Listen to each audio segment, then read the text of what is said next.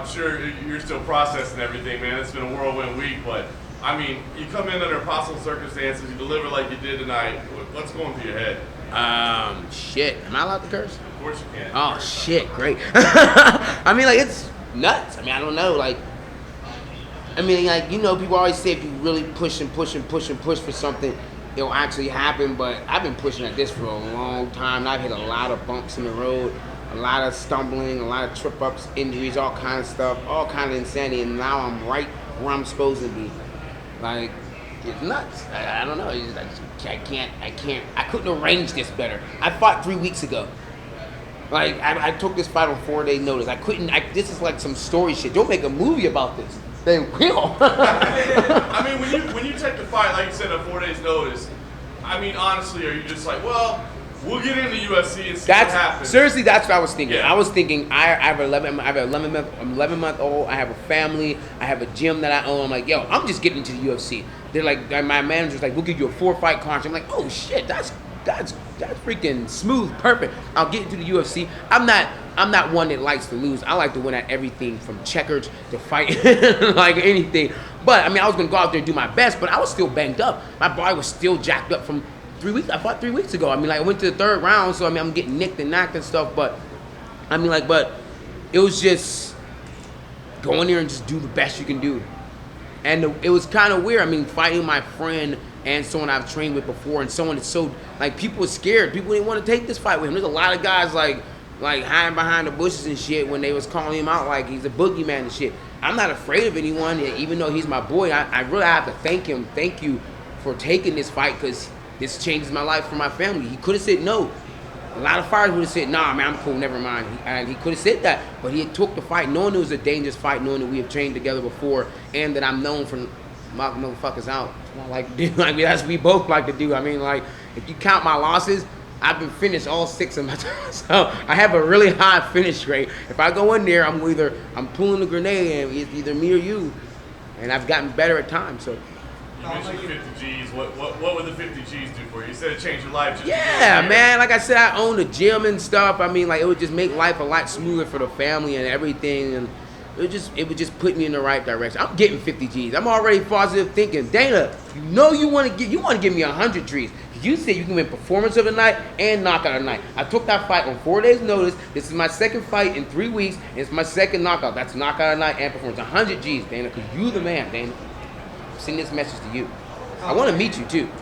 Khama, you're clearly making the most of your time on the mic and with the media. You know, you talked about it. You're in the small show now. You're in UFC. What's been your favorite part of being part of the fight week and everything else that goes on? Seriously, the fighters are the fighters, the big name fighters were like super cool, man. Like they were like, I met DC my first day in here in the sauna.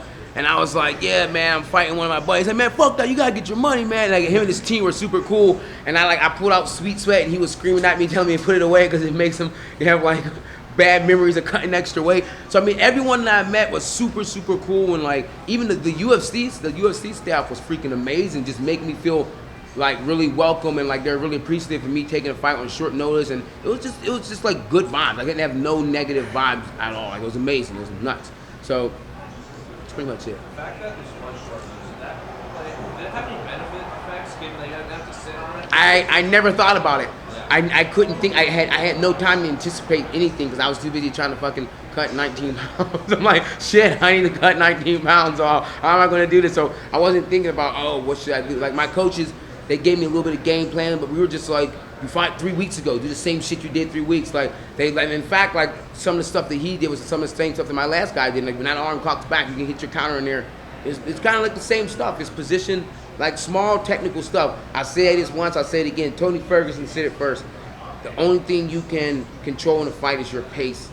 So that's all I meant to control. I made sure I was coming here and push hard, stay on top of it.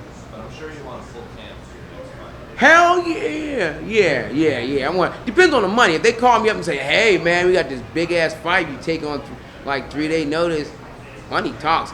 I mean, I'll be realistic. I'm about to turn 33. I'm really not trying to be a world champion. I don't really give two shits about belts except for the ones that hold my pants up. I want to make money. lots and lots and lots of oogobs of money. And I want my kids to be able to watch highlight videos of me and be like, oh my God, my father was a world destroyer. So I want to get fights where these people want to sit in there, like that fight tonight. As you can see, me and Devonte, like, I can wrestle. I'm from Pittsburgh, from Pennsylvania. We wrestle. I just don't like to. I prefer giving people what they want to see, and that's knockouts. It's been a long road for you to get here, and I know maybe a couple of years ago you were probably on their radar and you had some setbacks. How much do you feel like that did make you a better fighter tonight? You know, just having a short notice situation and capitalizing. Oh yeah, I mean, like I think every failure in my life has brought me to this point. Obviously, because I'm here, like it's inevitable. I mean, it was weird. I just kept thinking like Thanos, man. I'm like, you can dread it, run from it, but destiny still arrives. I mean, like, that's just how I feel. I'm like, there's been so many things that have happened, so many times where I haven't really been pushed to the front, and all kind of different stuff, and like bad weight cuts, bad fight, and then it leads to this. So I can't really get around it. Like, I knew this was where I was supposed to be a long time ago, and I put it in my brain. I just kept pushing forward, and now I'm here, like, knockout on ESPN on 4-day notice. Like, I think that's a record. I'm pretty sure that's a record. I'll have to check back and see, but I'm pretty sure that's a record. Some kind of record. Did you talk to Dana White after the fight? No, I want to meet you, Dana. I haven't had a chance. He was cool as hell at the weigh-ins. At the weigh-ins, I turned around to go shake Joe Rogan's hand. He like called me over. He like, come over this way. So I haven't had a chance to like sit down and actually talk with him and stuff. But I look forward to it. Before you left the game, you talked to Joe Rogan. What was that exchange like? I told Joe I need to be on this show because I'm a philosopher. My brain is I'm way out there. I like to think differently. So I'm like Joe, if I got on your show, dude, we can get out there and get enlightened and shit. So he's like, it'll be soon. Joe, get me on your show. The people want it. Well, you're in the lightweight division. There's so many names in here. If you could have anybody, doesn't matter the numbers, doesn't matter whatever, who are some guys you want to mix it up with? There's a couple of guys, I can't think of their names right now. Like, seriously. I'm not being an asshole when I say I would love to fight Conor McGregor. That's not a lie. Like, he's a freaking striking. I would love to fight, like, striking. Like, anyone that, like, pushes me outside of my boundaries, I think, can push me, like, to the next level with my striking. I would love to fight them. There's a couple other guys, too. I can't, like, my brain's in a million places. All I can think of right now is, like, the top level guys right now. And I'm a type of guy I know. I know how to take my time getting the things. I'm not gonna be like, oh, I want that guy. So even though Cowboy is fighting Justin Gaethje, and I would love to fight the winner of that shit because those guys throw heat. I mean, like, that would be the type of fight that I could anticipate blood, guts, and ass everywhere. So it would be beautiful to see it. But you know, we'll see. Hey, no, there's two for me. One, what's the most enlightening thing you and Joe Rogan talk about? The most enlightening thing we would talk about, or we did talk about. Parallel universes. I'm all about parallel universes. I think there's another Khama Worthy around here in another universe that's homeless. That took a different path and he's homeless. You mentioned your family and your business and making money a lot. What's the kind of adrenaline of that win swept past you? What was the first thought that came to your mind? Oh, I was instantly like, I was instantly thinking like, oh, my baby girl's gonna be able to see this in like 4 years. And like I mean, I come from Pittsburgh. It's a small town and stuff. So like people always tell like, oh, I remember when your dad took this fight on 4 days. I can get knocked out in my next 6 fights and never do anything, but for the rest of her life, people will always come to me, I remember when you're. So I figured that'd be something cool for a kid to have, that immortal moment that like never dies, basically. I mean, like, I just think it'd be a way for me to live on even after I'm gone. What you make for the fight 3 weeks ago? Huh? What you make for the fight 3 weeks ago?